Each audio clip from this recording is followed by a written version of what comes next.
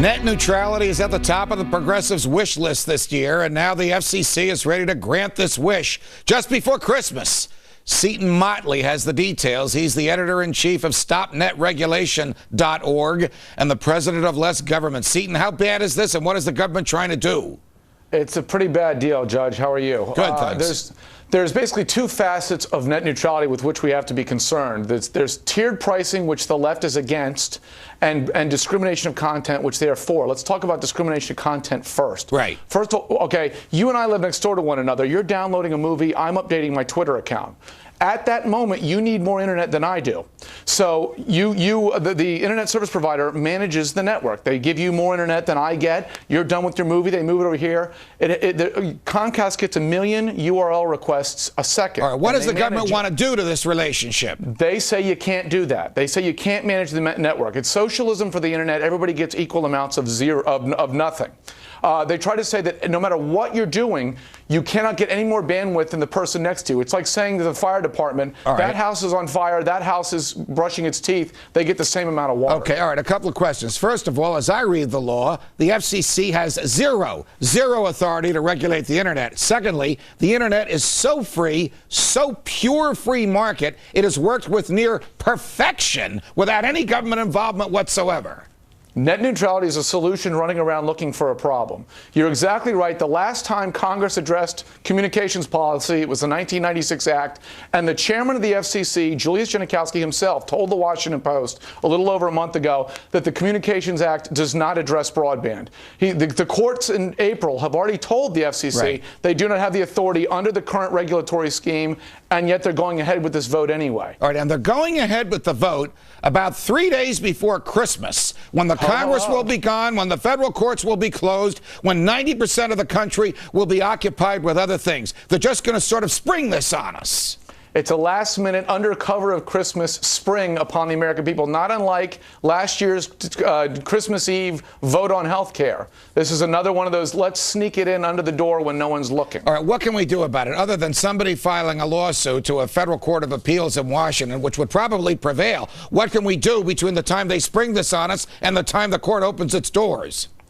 The Congressional Review Act is the best way to deal with this. In the Congress, in the new Congress in January, they have 60 days from the time of the vote. What they can do is it's a simple vote in the House. The majority rules. In the Senate, all it takes is 30 senator signatures. It gets on the floor. It's also not filibusterable, which means you don't need 60. All you need is 51, which means 47 Republicans. You need to get 4 of the 23 Democrats that are up for re-election. So what we really need to do is make sure everybody knows to tell their representatives in both houses of the Congress, this is a monstrosity waiting to destroy our freedom, and it is very easy to stop. Seton Motley, thank you very much. Please stay on top of this for us. It's a very, very serious issue. The feds working to stop terror attacks, but are their actions constitutional? Next. Questions surrounding tactics used by the feds in the recent arrest of alleged terrorists in Baltimore and Portland. Both cases, the feds provided the young men with fake bombs in order to carry out fake attacks. In both cases, the men were seeking support from radical Muslim groups. And in both cases, the men were charged with using an attempted weapon of mass destruction. But did the feds overstep their bounds? Joining me now from Atlanta, Georgia, is attorney, former congressman, and former federal prosecutor, Bob Barr. Bob, we see this over and over and over again. The FBI goes out and finds a weak link, usually a person who who's unstable, and they talk him into committing a crime. They lead him to believe he's going to commit the crime. They get him to say all kinds of incriminating things on tape. They stop him before he can commit the crime. In fact, the crime is usually impossible because what he thinks is a bomb is filled with sawdust. How does the government decide who to target, who to go after when it does these things?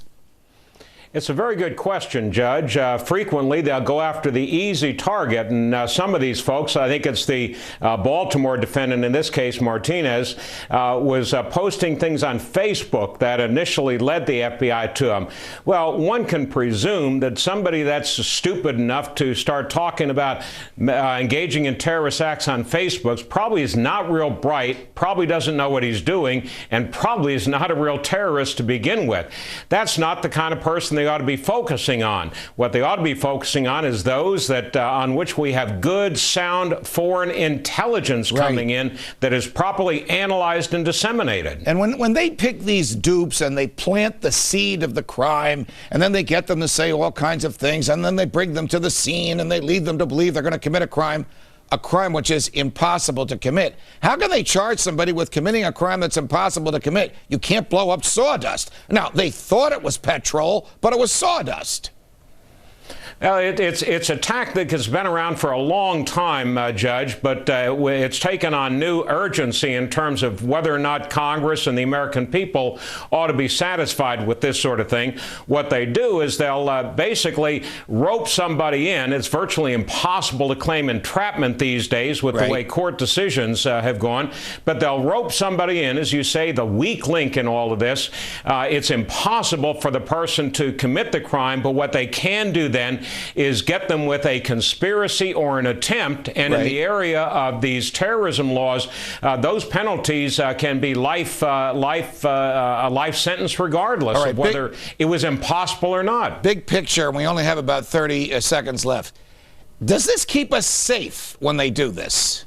Does this keep society safer?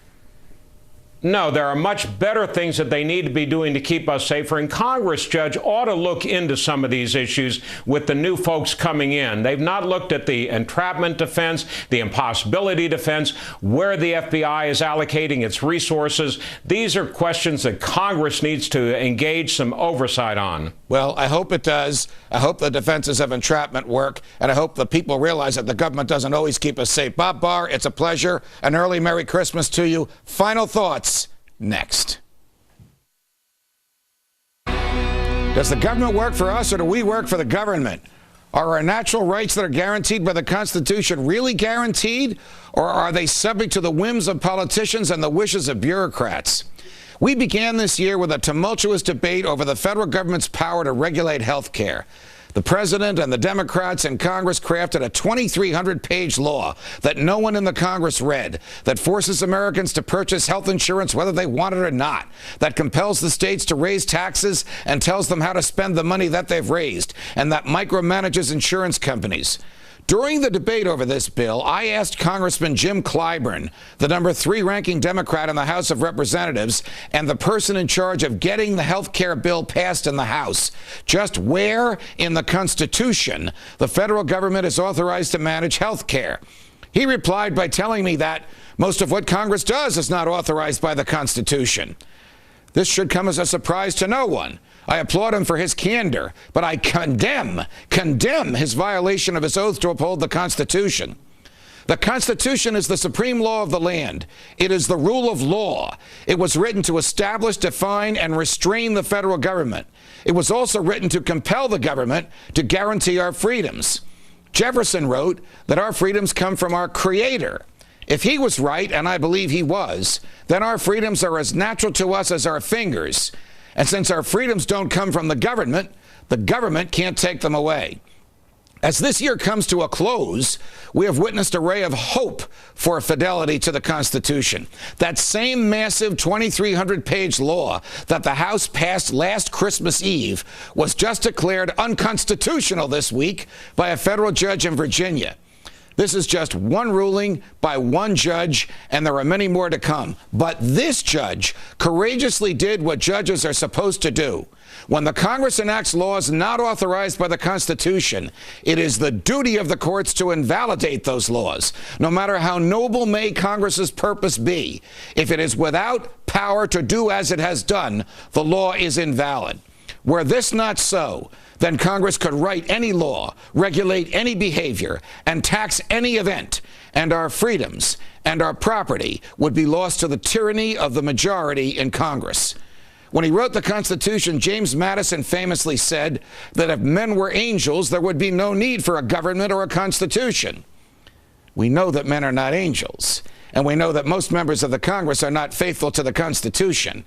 And we rejoice when a single federal judge stops them in their tracks. The government has no legitimate authority under the Constitution to force us to purchase health care or to punish us when we don't. Health insurance is a good, not a right. Free people decide what goods to acquire for themselves. The government's job is to protect our rights. We at Fox News, and you in your daily lives, are on the battle lines of the future for freedom every day. But for just a moment at this time of year, we should pause and remember an event that happened 2,000 years ago in the Middle East. A light seared through the darkness. A baby was born in a cave. The Word was made flesh and dwelt among us. The baby came into the world so that we might have life and have it abundantly.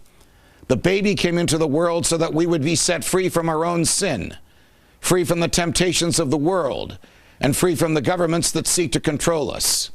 The baby was the Son of God and the Prince of Peace and the Savior of the world. His birthday is next week. From New York, defending freedom, Merry Christmas, America.